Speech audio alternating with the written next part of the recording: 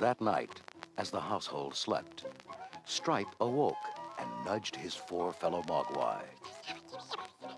Sharing grins, they sneaked past Billy and Gizmo and headed downstairs.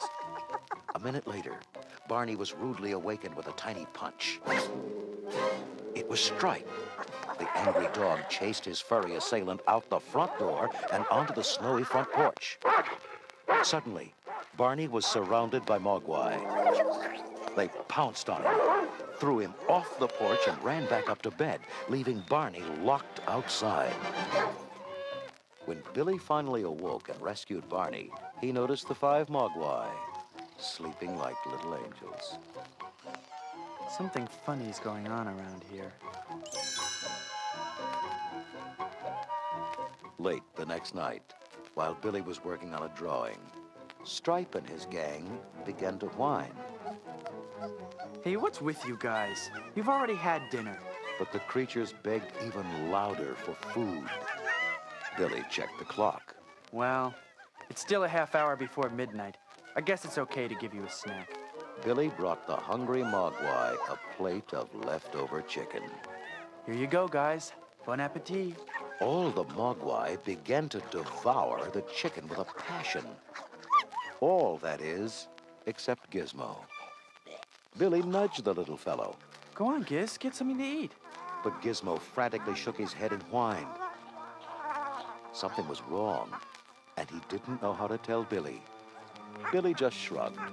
Not hungry, huh? Well, it's time for bed anyway. See all you guys in the morning. But Gizmo was too scared to fall asleep. He knew it was after midnight. He had seen Stripe unplug Billy's clock. The next morning, Billy awoke to find the 5 new Mogwai gone. In their place were 5 large, sticky green pods. Billy kneeled and examined the strange football-shaped shells. Wow, these look like big cocoons or something. What's going on here? Gizmo, you know, don't you? Gizmo just stared at the pods in terror, his tiny eyes filled with fear. Billy quickly dressed for work. I've got to go now, Giz. Keep an eye on these things for me until I get back. See you later. The shadows grew long in the attic as evening approached. Gizmo still watched the silent pods in horror. Then, one of them quivered. Its surface began to bubble and crack. The same thing happened to a second pod, and then a third. The pods were hatching.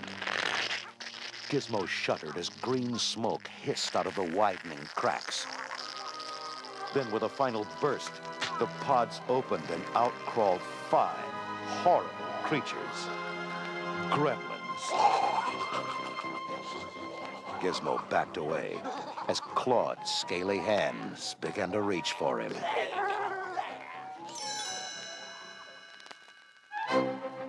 That evening, when Billy got home from work, he found the house was a mess. The Christmas tree was knocked over, and the kitchen was a shambles.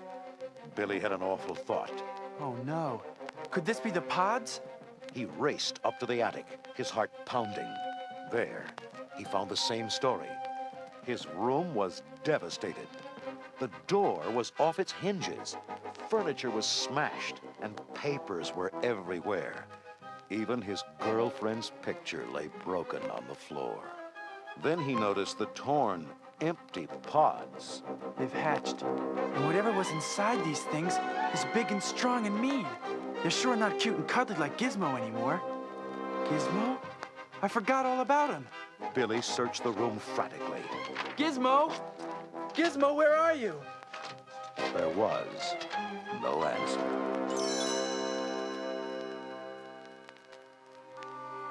Billy looked at the vicious destruction of his room, and he thought about his helpless little pet. He slumped into a chair, shaking his head.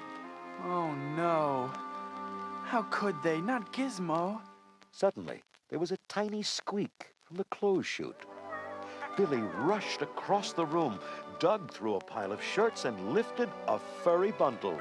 Gizmo, you're alive! The tiny mogwai hugged Billy warmly. I'm really glad you're safe, Gizmo. But as long as these terrible creatures are on the loose, no one is safe. It's up to us to find them, Gizmo.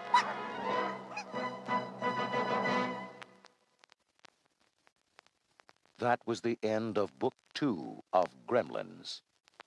What do the new monsters look like? And what will happen when Billy and Gizmo catch up with them?